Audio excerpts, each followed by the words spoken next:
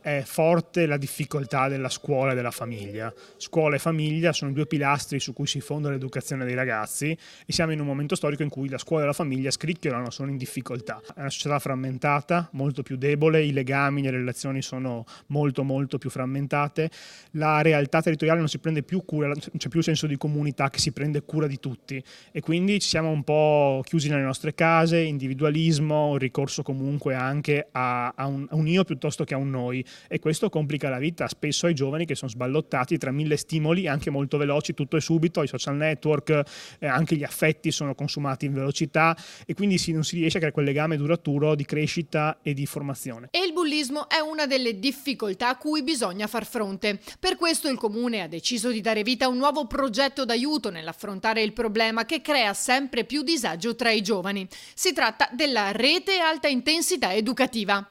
Una sorta di alleanza con tutte le realtà del territorio che si occupano di minori e hanno a che fare con gli adolescenti e insieme affrontare i singoli casi di disagio, ma ancora più importante fare prevenzione, prevenire il disagio giovanile e quindi in qualche modo creare le condizioni perché in una città gli adolescenti trovino dei luoghi sani di crescita, di formazione e di educazione.